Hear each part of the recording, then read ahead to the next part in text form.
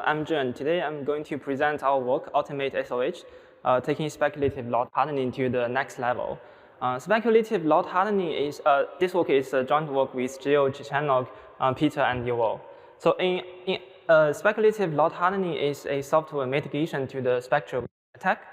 And in our work, we show that there are potential leakages that can bypass speculative load hardening, and therefore we propose ultimate SLH to mitigate these potential leakages. So Spectre attacks has many variants, and in today's talk, I will focus on the Spectre V1 attack. So Spectre V1 attack targets as additional branch, and as the code I show here, you probably have seen it millions of times. The attacker can control the value of the index and leaks secret data that is with an out-of-bound index value. So Spectre V1 attacks can be divided into 4 steps. So firstly, an attacker will trigger the misprediction of this conditional branch, and then the processor will get into the speculative execution mode. In the second step, the secret will be accessed and it will be stored in a register. Then this register will flow into a covered channel that an attacker could observe with a side channel attacks when the speculative execution is terminated. So we have seen that the Spectre V1 attacks are very powerful, and speculative load hardening mitigates leakages by targeting at the second and the third step. So speculative load hardening, for short SLH, is implemented in the LLVM. So it works by fixing all the memory accesses under the misprediction. At the first step, the SLH will track the speculative states, so it wanted to know whether it is under the in the misprediction or not. So to do this, it will conditionally update a mask which stores the speculative state under each conditional branch. This conditionally update cannot be speculated, so the update of the mask always happens after the resolve of the conditional branch. Furthermore, the SLH will poison all the memory accesses under the misprediction with a mask. So if the misprediction happens, the mask will be conditionally updated with -1. And now we see that all the memory access now will be -1. So attacker can only see the fixed value, so nothing leaks here. In practice, SLH is good, but it is not perfect. For example, by the name, we know that SLH only protects memory. And in exhausting Spectre paper in 2021, researchers showed that the leakages could also come from the control flow transfer. And if we look at the SLH implementation in the LLVM, we see that SLH only protects memory leaks, but not the control flow transfer leaks. And in the exhausting Spectre paper, researchers proposed the strong SLH, which will further mitigate the leakages through a control flow transfer. So strong SLH is not implemented in the LLVM, but it is theoretically proved that it can mitigate the leakages through a control flow transfer. So in our paper, in our work, we ask ourselves a question: could there be more leakages that can potentially bypass the SLH or maybe strong SLH? So to answer this question, we need a good leakage model because we wanted to know where the leakages could come from. In the cryptography, we have a very good leakage model, which is called a constant time model. So under the constant time model, we have 3 leakages. So the leakage could come from the memory leaks, the control flow transfer, or the variable time instructions. So in our work, we bring the constant time model to the speculative execution, and we analyze whether any of the types of the SLH will protect these leakages. So if we look at SLH again, it protects the memories, but not the other 2 leakages. And strong SLH protects the first 2 leakages, but not the variable timing instructions. So we say if we can mitigate the leakages from the variable timing instructions, we are safe. However, before we really start doing that, we need to ask ourselves a question: does variable timing instructions really leak under the speculative execution? So we firstly have a look at how the variable timing instructions leaks under the normal execution. So suppose we use an example of the 2 floating point operations, which is the square root operation and a multiplications. So floating point operations are known to be vulnerable to timing attacks because the execution time of them largely depends on the value they are processing. So to leak the secret here, an attacker just need to simply measure the execution time of them. On the 10th generation, with a faster value, the execution takes 5 cycles. And with a slow value here, the execution takes slightly longer, which is 7 cycles.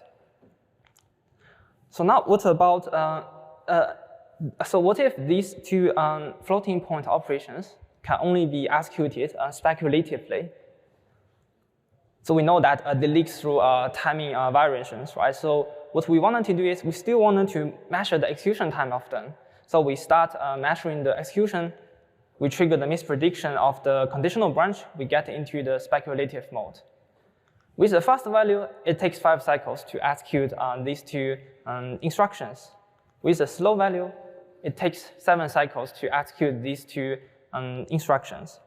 However, the speculative execution is still going on because the speculative execution will only be terminated when the processor knows that it is a misprediction.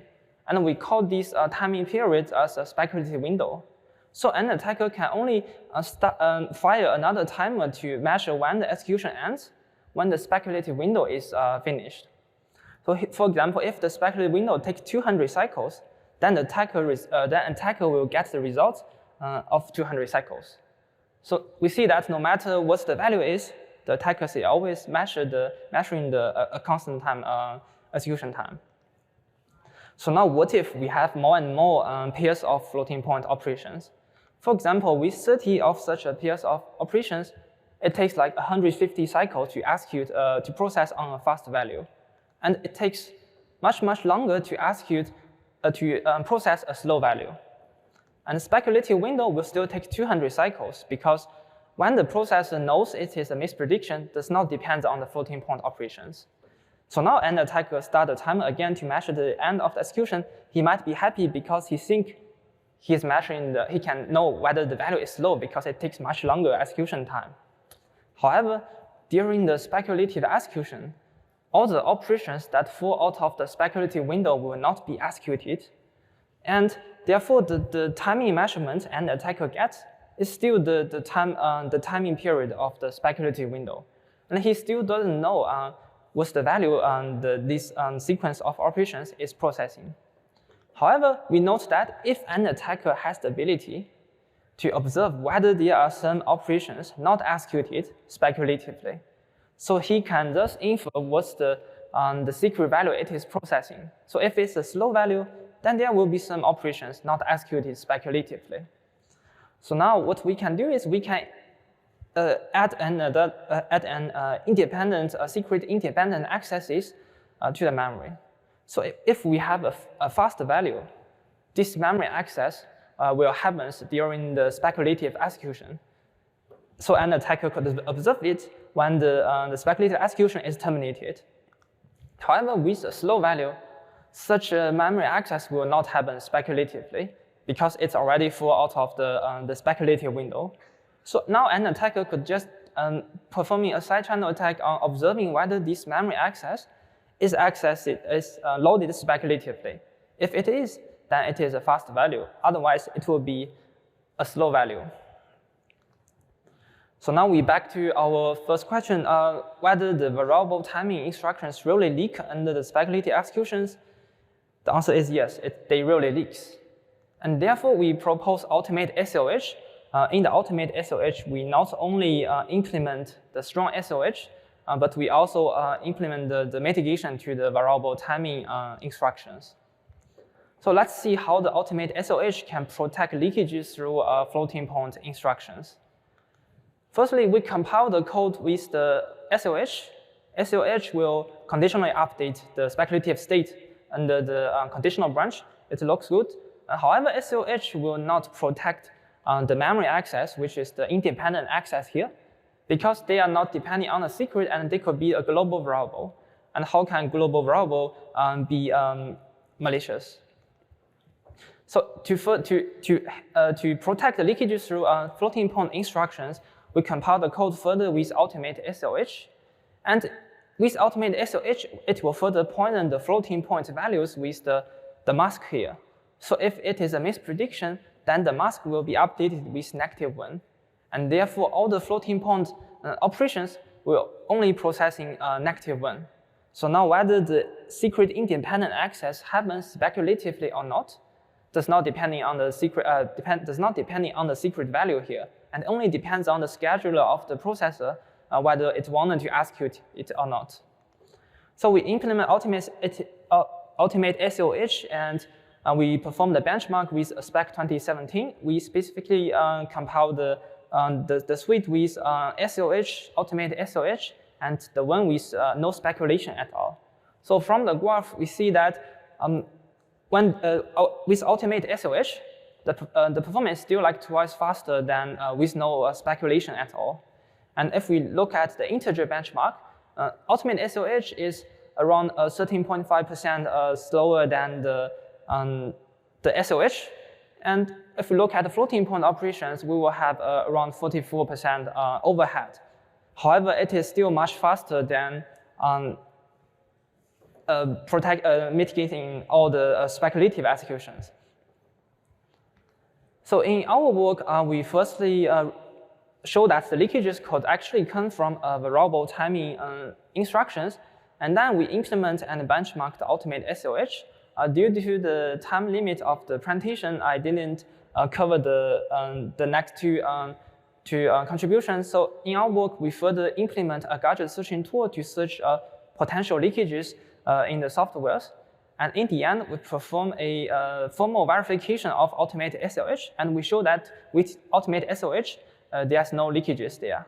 Our code is available online, and if you have interest in our work, you are invited to read our paper. Thanks.